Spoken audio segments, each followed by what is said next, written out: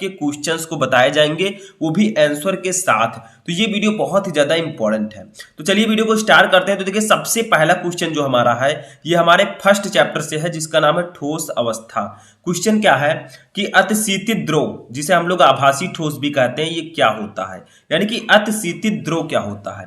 तो देखिए अतिशीतित द्रव जो है ये अक्रिस्टलीय ठोसों को ही हम अतिशीतित द्रव कहते हैं। जो हमारा एक क्रिस्टलाइन सॉलिड होता है अक्रिस्टलीय ठोस, इन्हीं को हम अतिशीतित द्रव कहते हैं। तो चलिए लिखते हैं थोड़ा सा। तो ध्यान से आपको एक एक क्वेश्चन को देखना है और लास्ट में कमेंट करके बताना है कि इनमें से कितने क्वेश्चन आपको पता थे। तो लिखिए अक्रिस्टलीय ठोसों को ही, अक्रिस्टलीय ठोसों को ही अतिशीतित द्रव कहते हैं। अतिशीतित द्रव कहते हैं, ठीक है, कहते हैं। अब क्यों कहते हैं इसको भी जान लेते हैं। क्योंकि अक्रिस्टलीय ठोसों में, क्योंकि अक्रिस्टलीय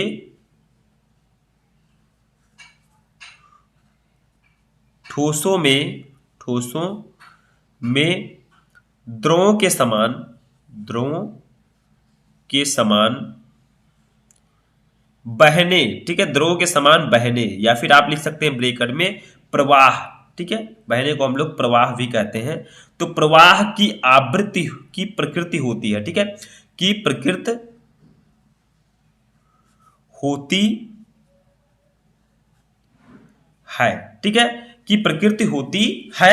बट जो बहने की प्रकृति होती है, जो ठोसों में, अक्रिस्टलीय ठोसों में जो द्रवों के समान बहने की प्रकृति होती है, बहुत ही धीमी होती है। तो आप लिखेंगे किंतु बहने की दर बहुत ही धीमी होती है, बहुत ही धीमी होती है, ठीक है, धीमी होती है।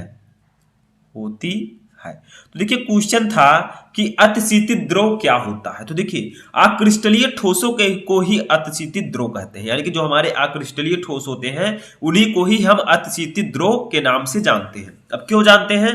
क्योंकि अक्रिस्टलीय ठोसों में द्रवों के समान बहने की प्रकृति होती है, यानी कि जो अक्रिस्टलीय ठोस हैं इनमें भी द्रवों के समान प्रवाह होने का गुण होता है, किंतु इनके बहने की दर बहुत ही धीमी होती है। देखिए जो द्रव होते हैं वो बहुत ही तेजी के साथ बहते हैं, लेकिन जो अक्रिस्टलीय ठोस है ये बहुत ही धीमी गति से बहते हैं। जैसे देखिए आप कांच को ही ले लीजिए, खिड़की कोई बहुत ही पुरानी, अगर पुराने घर की खिड़की है तो आप देखेंगे अगर वो कांच की खिड़की लगी है तो उसमें देखेंगे आप निचले तल पर थोड़ा वो मोटा होगा। क्यों? क्योंकि जो अक्रिस्टलीय ठोस है, क्योंकि कांच एक अक्रिस्टलीय ठोस है, ठीक है। अब कांच क्या होगा, धीरे धीरे बहुत ही धीमी गति से, ठीक है, वो प्रवाह होता है। अब वो जब प्रवाहित होगा तो नीचे की तरफ वो बैठ जाता है। इसीलिए देखेंगे आपकी पुरानी इमारतों की कांच की खिड़कियों के निचला तल कुछ मोटा होता है, ठीक है।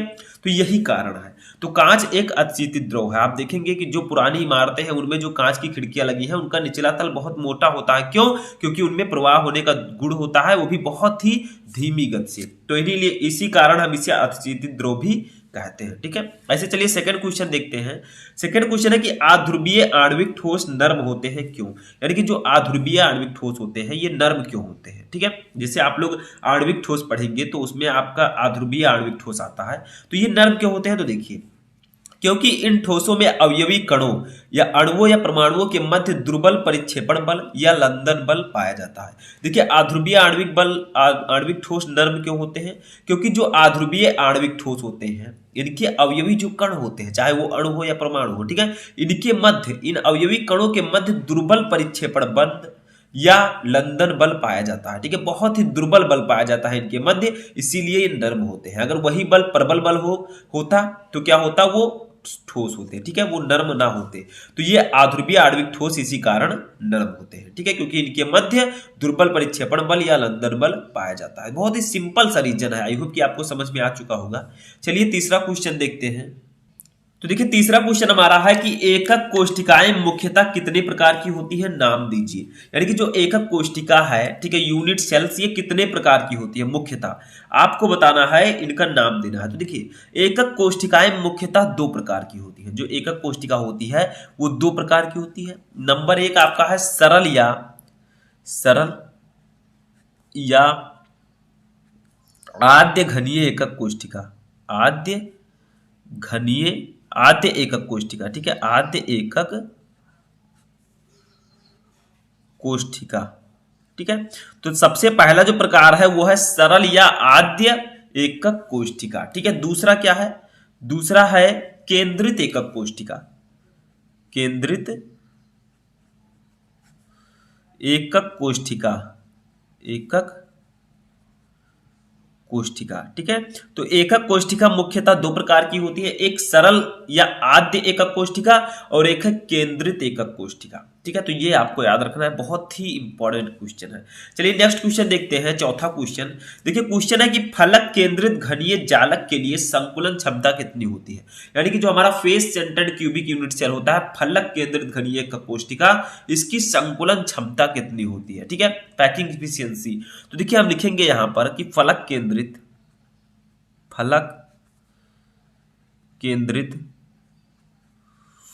घनीय एकक कोष्ठिका, घनीय एकक कोष्ठिका की संकुलन क्षमता, की संकुलन क्षमता 74% होती है, 74% होती है, ठीक है। तो फलक केंद्रित घनीय एकक कोष्ठिका की संकुलन क्षमता 74% होती है, या आप लिख सकते हैं फलक केंद्रित घनीय जालक के लिए संकुलन क्षमता कितनी होती है, 74%, ठीक है। तो ये आप लोग लिख सकते हैं, सिंपल है, समझ में आ गया। चलिए पांचवा क्वेश्चन देखते हैं। पांचवा क्वेश्चन हमारा है कि फ्रैंकल दोष युक्त क्रिस्टल जालक का घनत्व अपरिवर्तित रहता है, क्यों?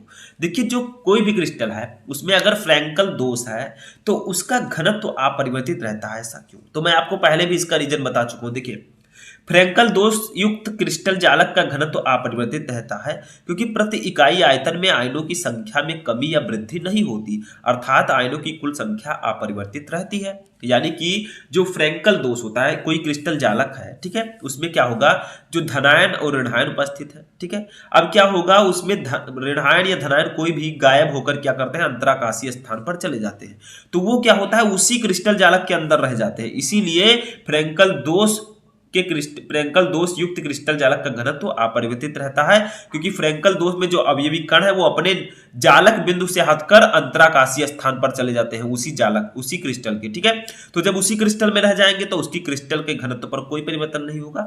तो फ्रैंकल दोष युक्त क्रिस्टल जालक का घनत्व अपरिवर्तित रहता है क्योंकि प्रति इकाई आयतन में आयनों की संख्या में कमी या वृद्धि नहीं होती। क्यों नहीं होती? क्योंकि इसमें एक जो अवयवी कण है वो अपने जालक बिंदु से हटकर उसी क्रिस्टल जालक के अंतराकाशीय स्थान में चले जाते हैं, इसीलिए इनके क्रिस्टल जालक के घनत्व में कोई परिवर्तन नहीं होता है और ना ही आयनों की संख्या में कोई परिवर्तन होता है। तो ये मैं आपको ऑलरेडी बता चुका हूं, ठीक है। चलिए नेक्स्ट क्वेश्चन देखते हैं। तो देखिए 6 नंबर क्वेश्चन हमारा है कि दो द्रव ए और बी क्रमशः 145 डिग्री सेंटीग्रेड तथा 190 डिग्री सेंटीग्रेड पर उबलते हैं, 80 डिग्री सेंटीग्रेड पर किसका वाष्प दाब अधिक होगा? देखिए ये आपके सेकंड चैप्टर विलयन का क्वेश्चन है कि दो द्रव हैं जिनमें से ए और बी, दो द्रव हैं जिसमें से ए जो है उसका जो टेम्परेचर है वो 145 डिग्री है, उसका क्वथनांक कितना है, 145 डिग्री, और जो बी है उसका क्वथनांक है 190 डिग्री सेल्सियस पर ये उबलते हैं। अब 80 डिग्री सेल्सियस पर किसका वाष्प दाब अधिक होगा? तो देखिए जो कम क्वथनांक वाला द्रव है वो अधिक वाष्पशील होगा, इसीलिए 80 डिग्री सेंटीग्रेड पर द्रव ए का वाष्प दाब अधिक होगा, ठीक है। यानी कि जिसका क्वथनांक कम है उसका वाष्प दाब अधिक होगा। ये समझ में आ गया आपको? तो चलिए लिखते हैं कम क्वथनांक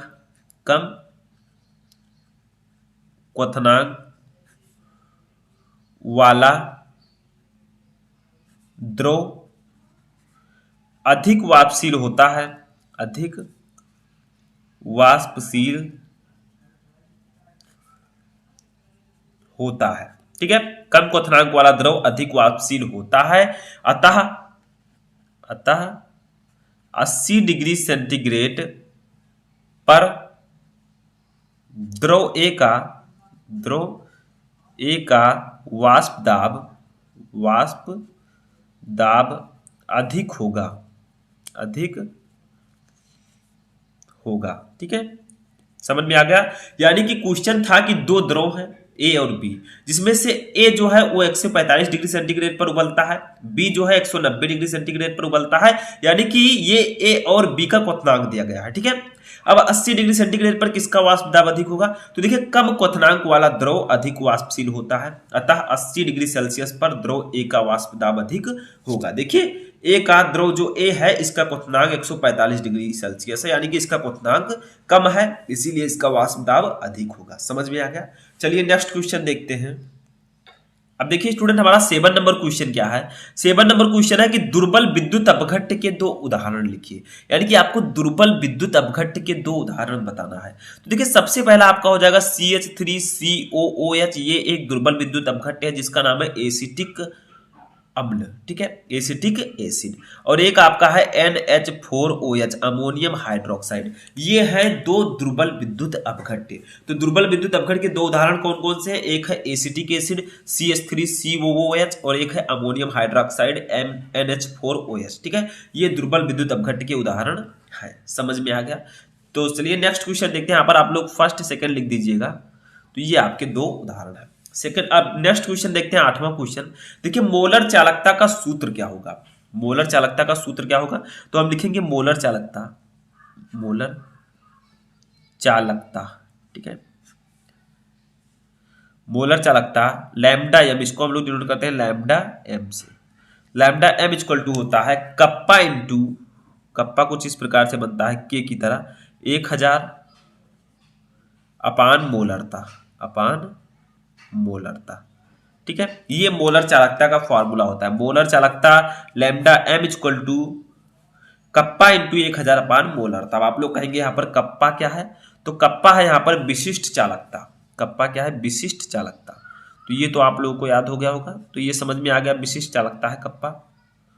तो ये आपका हो गया, ठीक है। यही फॉर्मूला होता है मोलर चालकता का। तो मोलर चालकता को हम लोग लैम्डा एम से डिनोट करते हैं। Lambda M equal to kappa into 1000 अपान मोलरता, ठीक है, जहां कप्पा है विशिष्ट चालकता। समझ में आ गया। चलिए नेक्स्ट क्वेश्चन देखते हैं। तो हमारा 9 नंबर क्वेश्चन है कि देहली ऊर्जा किसे कहते हैं? देहली ऊर्जा क्या होती है? What is Delhi energy? देखिए देहली एनर्जी क्या है? किसी अभिक्रिया के लिए आवश्यक न्यूनतम ऊर्जा अभिक्रिया की देहली ऊर्जा कहलाती है। यानी कि कोई भी अभिक्रिया है उसके लिए आवश्यक जो न्यूनतम ऊर्जा होती है वही उस अभिक्रिया की देहली ऊर्जा कहलाती है, ठीक है। उस अभिक्रिया को होने के लिए जितने ऊर्जा की न्यूनतम ऊर्जा की आवश्यकता है वही ऊर्जा उस अभिक्रिया की देहली ऊर्जा कहलाएगी। तो सिंपल सा डेफिनेशन है, ठीक है। चलिए 10 नंबर क्वेश्चन देखते हैं।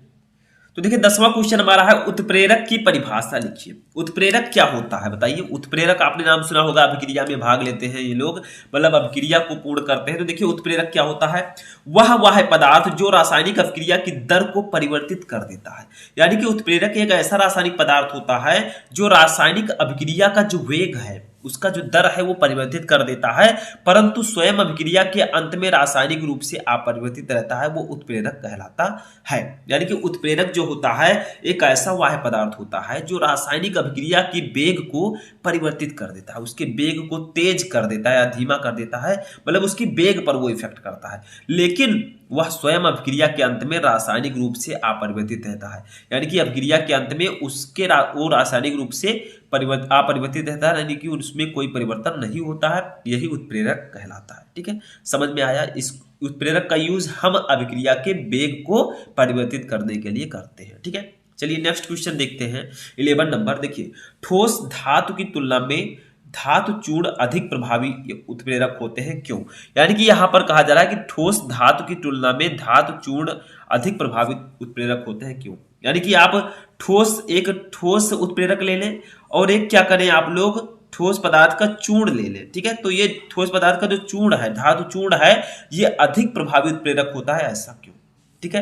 तो देखिए इसका एक रीजन है। देखिए सामान्यतः ठोस उत्प्रेरकों को चूर्ण के रूप में प्रयुक्त किया जाता है क्योंकि उत्प्रेरक के जितने अधिक टुकड़े होंगे उतनी ही अधिक मुक्त संयोजकताएं बढ़ेंगी, अर्थात पृष्ठ क्षेत्रफल बढ़ेगा। इसके फलस्वरूप प्रत्येक की कार्य क्षमता भी बढ़ जाती है। यानी कि अगर मान लीजिए कोई ठोस है, आप उसको डायरेक्टली उत्प्रेरक की तरह यूज करते हैं तो क्या होगा, वो ज्यादा प्रभावी नहीं होगा। और अगर आप उसे पीस कर उसका चूर्ण बना लेते हैं और उसको उत्प्रेरक के रूप में यूज करते हैं तो वो ज्यादा प्रभावी होगा। क्यों?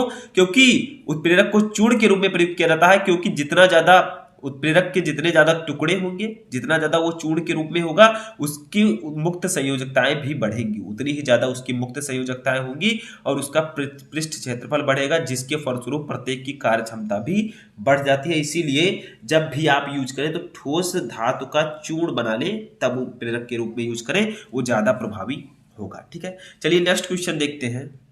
तो देखिए हमारा 12 नंबर क्वेश्चन है, बहुत ही सिंपल सा क्वेश्चन है कि ब्राउनी गति के दो अनुप्रयोग लिखिए। जो ब्राउनी गति होता है इसके आपको दो अनुप्रयोग लिखने हैं। तो सबसे पहला हम लिखेंगे, देखिए ब्राउनी गति का यूज कहाँ होता है, कोलाइड का अस्थायित्व ज्ञात करने में। ठीक है, कोलाइड का अस्थायित्व ज्ञात करना, ठीक है, इसमें यूज होता है ब्राउनी गति का। उसके बाद में दूसरा यूज कहाँ होता है, दो अनुप्रयोग आपको बताने हैं। दूसरा है आवोगाद्रो संख्या ज्ञात करना। ठीक है, आवोगाद्रो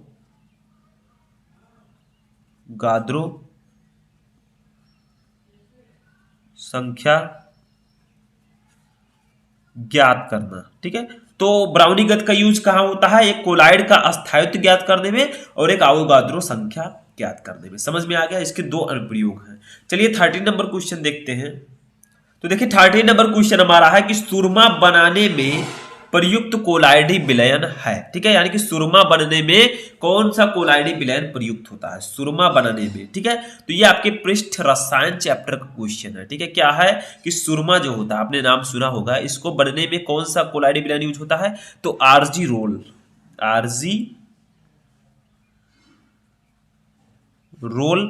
उसके बाद में और भी होता है, उसका नाम प्रोटोजिरोल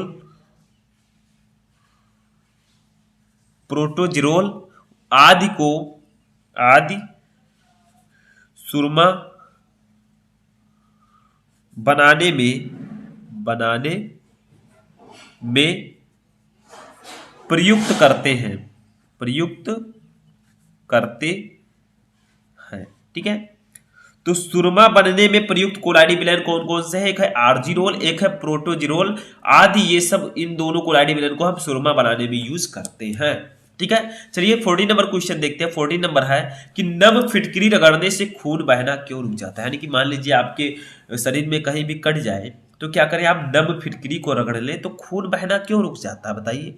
तो क्या होता है, एक सिंपल सा रीजन है। देखिए अगर हल्की चोट लग जाए तो आप उस पर नम फिटकरी रगड़ेंगे तो खून का अस्कंदन हो जाता है, जिसके कारण खून बहना रुक जाता है। तो हम लिखेंगे हल्की चोट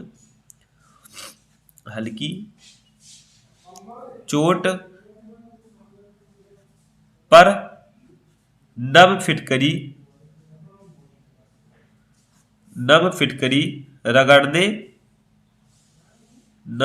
रगड़ने से खून का अस्कंदन हो जाता है, जिसके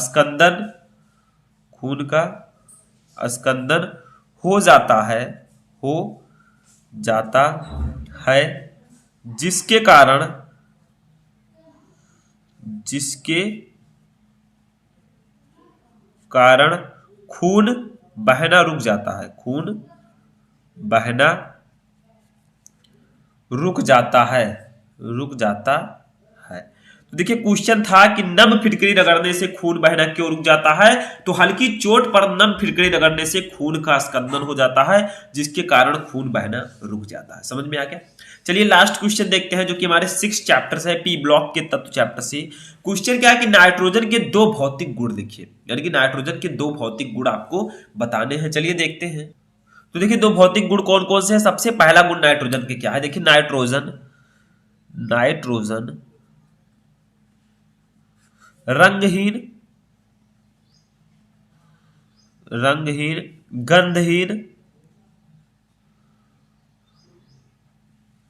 गंधहीन तथा स्वादहीन गैस है,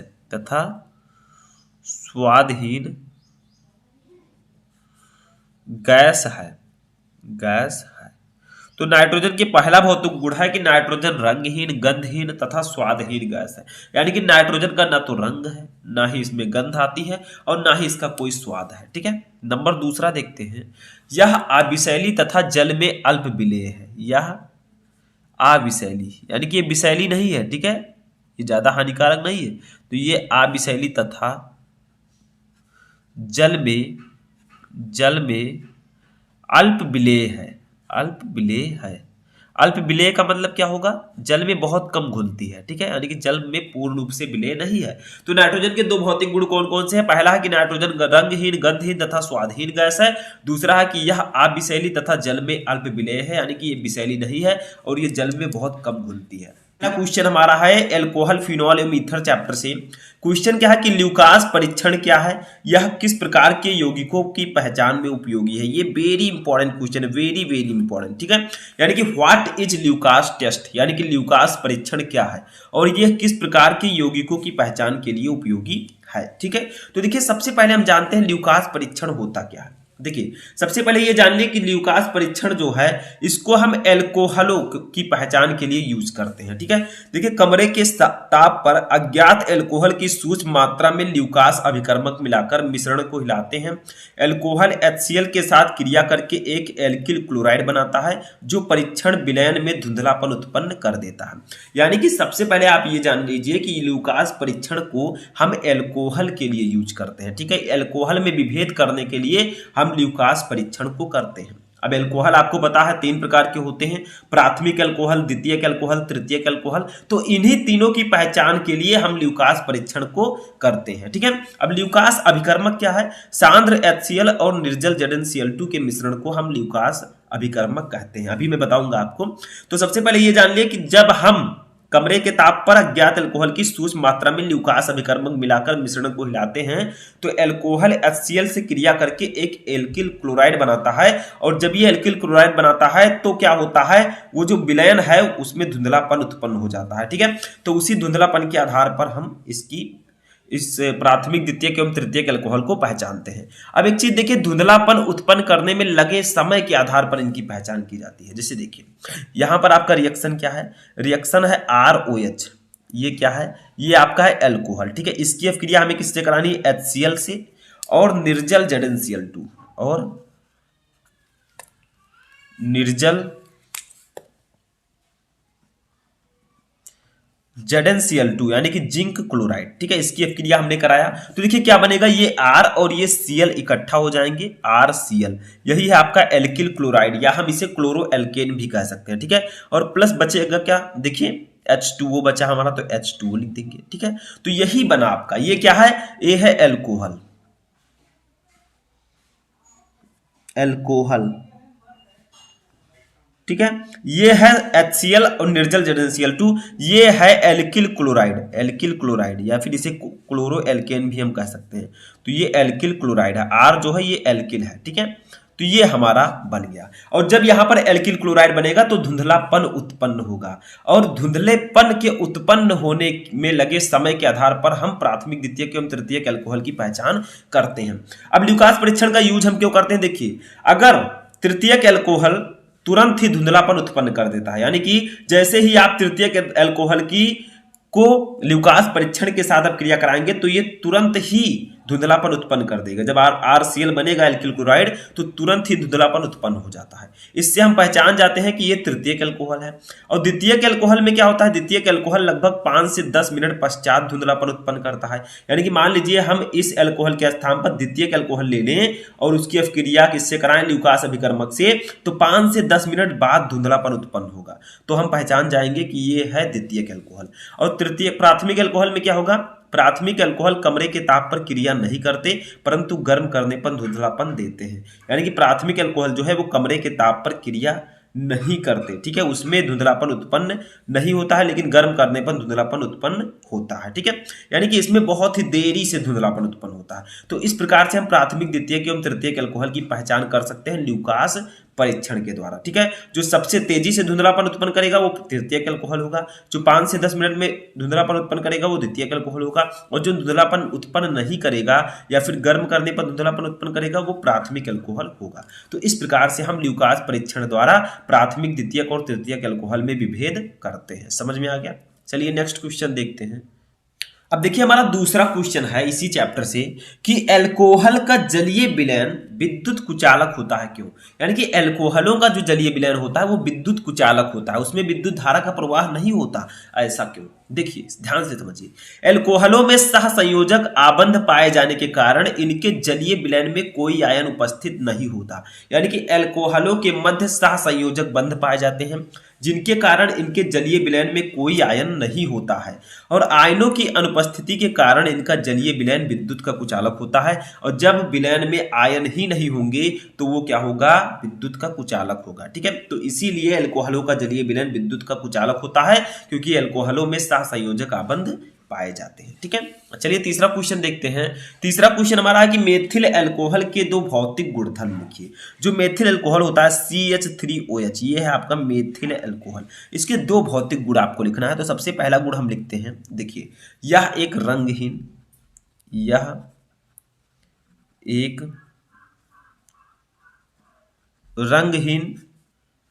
ज्वलनशील उदासीन द्रव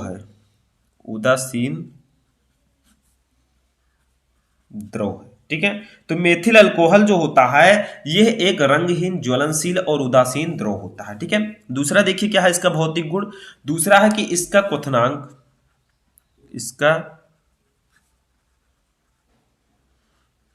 इसका जो बॉइलिंग पॉइंट होता है वो कितना होता है? 64 दशमलव, ठीक है 64, सॉरी फिर से मैं लिख देता हूं, 64.7 डिग्री सेल्सियस होता है। ठीक है, होता है। तो देखिए मेथिल अल्कोहल के दो भौतिक गुण कौन कौन से हैं? पहला है कि मेथिल अल्कोहल एक रंगहीन, ज्वलनशील और उदासीन द्रव है। दूसरा है इसका क्वथनांक 64.7 डिग्री सेंटीग्रेड होता है, यानी कि इसका क्वथनांक 64.7 डिग्री सेंटीग्रेड होता है। क्वथनांक का मतलब जिस ताप पर कोई द्रव बनने लगे, ठीक है, वही होता है उसका क्वथनांक। समझ में आ गया? Boiling point. तो ये समझ में आया। चलिए नेक्स्ट क्वेश्चन देखते हैं, चौथा क्वेश्चन। तो देखिए चौथा क्वेश्चन हमारा है कि पिक्रिक अम्ल का संरचना सूत्र लिखिए। जो पिक्रिक अम्ल होता है इसका संरचना सूत्र क्या होता है? तो देखिए इसका संरचना सूत्र सिंपल है। पहले आप एक बेंजीन रिंग बनाइए, मैं ब्लू पेन से बनाता हूं। ठीक है, एक बेंजीन रिंग हमने ऐसे बना ली, देखिए ये, ठीक है, ये एक बेंजीन रिंग है। ठीक है, अब आप क्या कीजिए, पिक्रिक अम्ल की अगर आपको संरचना बनानी है तो नीचे NO2 लिख दीजिए, NO2। ठीक है, उसके बाद में क्या कीजिए, ऊपर यहां पर भी NO2 कर दीजिए, NO2। ठीक है, और उसके बाद में इस साइड में भी NO2 कर दीजिए, NO2। ठीक है, और ऊपर आप लोग कर दीजिए OH। यही है आपका पिक्रिक अम्ल, यही पिक्रिक अम्ल की संरचना है। ठीक है, आप लोग क्या कीजिए, एक बेंजीन रिंग बनाइए, उसके ऊपर OH कर दीजिए, साइड में NO2, ऊपर साइड में NO2 और सबसे नीचे NO2 कर दीजिए, ये आपका पिक्रिक अम्ल बन जाएगा। ठीक है, समझ में आ गया होगा आपको। तो ऐसे ही आपको बनाना है, ये आपको याद रखना है। चलिए फिफ्थ क्वेश्चन देखते हैं। तो पांचवा क्वेश्चन हमारा है कि मेथेनल के कोई दो उपयोग लिखिए। देखिए मेथेनॉल और मेथेनल में अंतर होता है। मेथेनल का फॉर्मूला क्या होगा, ये एल्डिहाइड में आ जाता है, CH3CHO, सॉरी CH3CHO नहीं, ये तो हो जाएगा एसिड एल्डिहाइड, HCHO। ठीक है, HCHO, इसका नाम है फॉर्मेल्डिहाइड और इसका आईयूपीएसी नाम है मेथेनल। ठीक है, इसमें एक कार्बन है, तो ये मेथेनल है। इसके कोई दो उपयोग आपको लिखने हैं। तो सबसे पहला उपयोग हम लिखते हैं, देखिए इसका उपयोग प्लास्टिक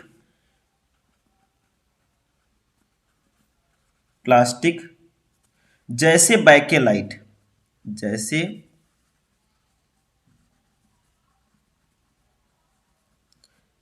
बैकेलाइट, ठीक है, प्लास्टिक जैसे बैकेलाइट, रेजिन इत्यादि के निर्माण में,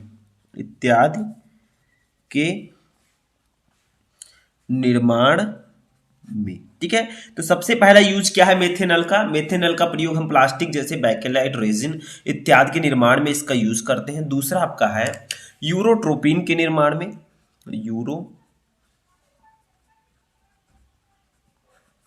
के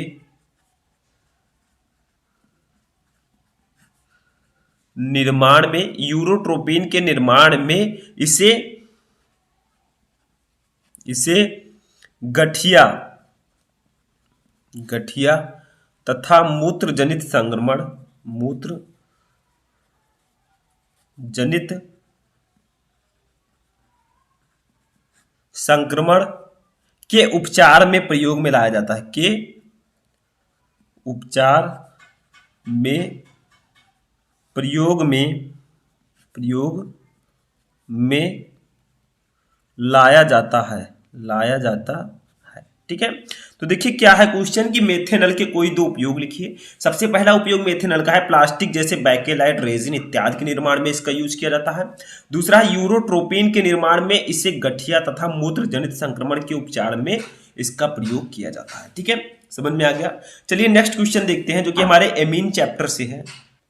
तो देखिए क्वेश्चन क्या है कि CH3 CH नीचे NH2 फिर CH2 CH3 इसका यूपीएससी नाम क्या होगा। तो सबसे पहले आप लोग समझिए ये एमीन है, ठीक है। तो कितने कार्बन है, एक। हम इधर से गिनती करेंगे, देखिए इधर से NH2 फंक्शनल ग्रुप जो है नजदीक है, तो इधर से गिनती करेंगे 1 2 3 4, ठीक है। तो ये हो जाएगा मेथ एथ प्रोप ब्यूट, तो इसका नाम हो जाएगा ब्यूटेन। अब कितने नंबर पर ये लगा है NH2, यानी कि NH2 कितने नंबर पर लगा है, कितने कार्बन पर, 2 पर, ठीक है। तो हम लिखेंगे ब्यूटेन 2 फिर लिख देंगे एमीन, ठीक है। तो ब्यूटेन 2 एमीन इसका आईयूपीएसी नेम हो जाएगा। समझ में आ गया। देखिए मेथ एथ प्रो ब्यूटेन 2 पर लगा है एमीन, तो 2 एमीन, ब्यूटेन 2 एमीन, सिंपल है, ठीक है। समझ में आ गया। चलिए नेक्स्ट क्वेश्चन देखते हैं जो कि हमारे जैव अणु चैप्टर से है। तो देखिए क्वेश्चन क्या है कि संतुलित भोजन के मुख्य घटक क्या हैं, यानी कि जो संतुलित भोजन हम करते हैं इसके मुख्य घटक कौन कौन से होते हैं, हम क्या क्या लेते हैं अपने भोजन में। तो देखिए संतुलित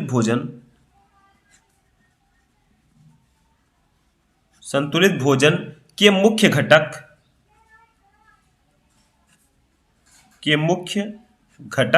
कार्बोहाइड्रेट,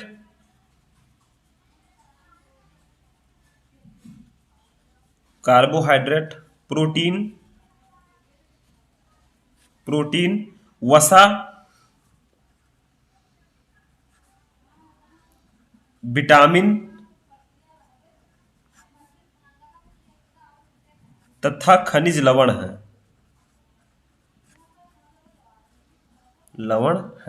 तो संतुलित भोजन के मुख्य घटक कौन कौन से हैं जो हम डेली लेते हैं। तो संतुलित भोजन के मुख्य घटक कार्बोहाइड्रेट, प्रोटीन, वसा, विटामिन तथा खनिज लवण हैं जो कि हम डेली एब्जॉर्ब करते हैं, हम डेली लेते हैं, ठीक है। समझ में आ गया। चलिए नेक्स्ट क्वेश्चन देखते हैं। तो हमारा 8वां क्वेश्चन है। तो देखिए 8वां क्वेश्चन है कि एक डाइसैकेराइड का सूत्र व नाम लिखिए। तो डाइसैकेराइड इसका सूत्र और नाम क्या होगा, ये कार्बोहाइड्रेट का एक प्रकार है, ठीक है।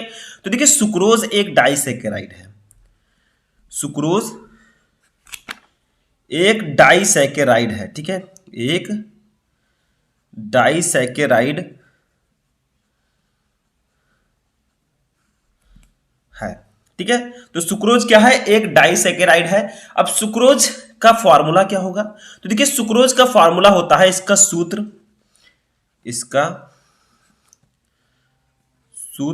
C12H22O11 यानी कि C12H22O11 होता है, ठीक है, होता है।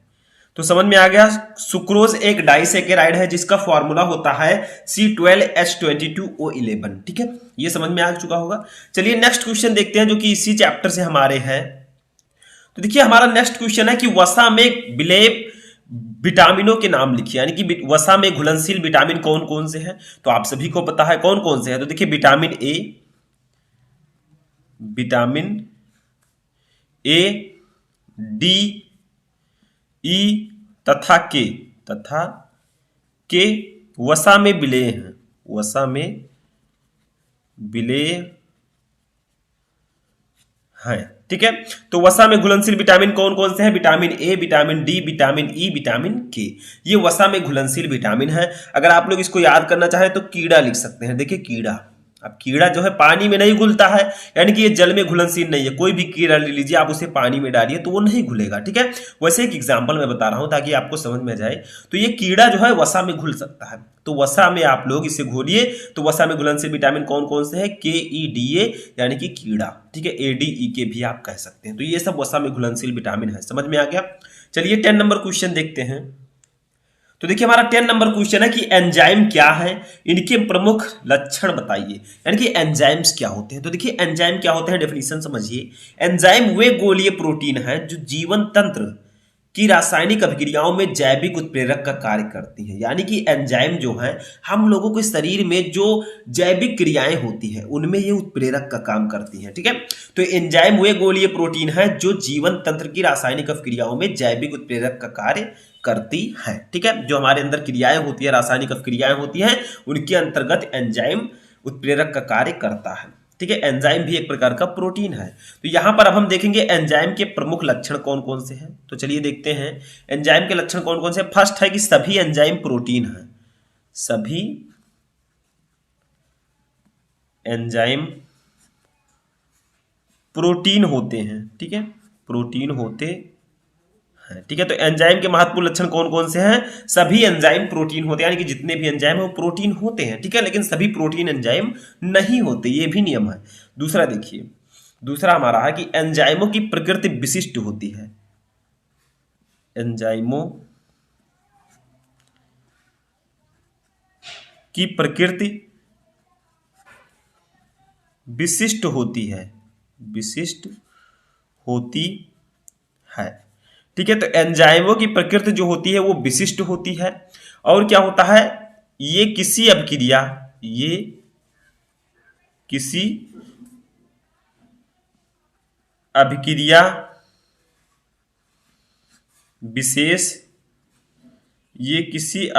विशेष को ही उत्प्रेरित करते हैं।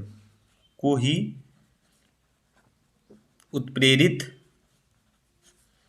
करते हैं। ठीक है, तो देखिए दो लक्षण कौन कौन से एंजाइम के। देखिए पहला है सभी एंजाइम प्रोटीन होते हैं। दूसरा है कि एंजाइमों की प्रकृति विशिष्ट होती है, यानी कि ये किसी अपक्रिया विशेष को ही उत्प्रेरित करते हैं। यानी कि जो विशिष्ट अपक्रिया है, जो कोई विशेष अपक्रिया होती है, स्पेशल अपक्रिया, उसको ही उत्प्रेरित करते हैं। ठीक है, तो ये दो लक्षण है एंजाइम के। समझ में आ गया। चलिए 11 नंबर क्वेश्चन, अपना लास्ट क्वेश्चन देखते हैं। देखिए विटामिन ए का प्रमुख स्रोत तथा इसकी कमी से होने वाली बीमारी का नाम लिखिए। यानी कि जो विटामिन ए है इसका प्रमुख स्रोत क्या है, हम किन किन चीजों को खाकर विटामिन ए को पा सकते हैं, और इसकी कमी से कौन कौन से रोग हो सकते हैं। अगर हमारे अंदर कमी हो जाए तो कौन कौन से रोग हो सकते हैं। देखिए सबसे पहले देखिए विटामिन ए के प्रमुख स्रोत क्या है, यानी कि किन किन चीजों में विटामिन ए पाया जाता है प्रचुर मात्रा में। पहला मछलियों का यकृत तेल। ठीक है, मछलियों के जो यकृत होता है, लीवर होता है, उसका तेल। मांस, अंडे, दूध, मक्खन, पालक, गाजर, कद्दू, पपीता, आम आदि, ये सब विटामिन ए के स्रोत हैं। यानी कि इन सब चीजों में विटामिन ए पाया जाता है, और विटामिन ए हमारे आंखों के लिए बहुत ही ज्यादा यूजफुल है। ठीक है, अब विटामिन ए की कमी से कौन कौन सी बीमारियां हो सकती है। तो देखिए विटामिन ए की कमी से होने वाली बीमारियां निम्न है। नंबर 1 रतौंधी। ठीक है, यानी कि आपको रात में नहीं दिखेगा, ये रतौंधी है। इसीलिए मैं कहता हूं विटामिन ए हमारी आंखों के लिए बहुत ही इंपॉर्टेंट है। दूसरा जीरोप्थैल्मिया, यानी कि ये भी एक नेत्र रोग है। ठीक है, सभी नेत्र रोग रिलेटेड है। तीसरा संक्रमण के प्रति प्रतिरोध कम हो जाना, यानी कि अगर हम इनको नहीं लेते हैं तो कोई भी संक्रमण होता है उसके प्रति लड़ने की जो क्षमता हमारी है वो कम हो सकती है। शिशुओं की वृद्धि मंद होना तथा त्वचा का शुष्क होना। ठीक है, तो ये सब विटामिन ए की कमी से होने वाली बीमारियां, जिसमें दो बीमारियां मुख्य हैं, एक रतौंधी और एक जीरोप्थैल्मिया। ठीक है, तो ये दोनों मेन है।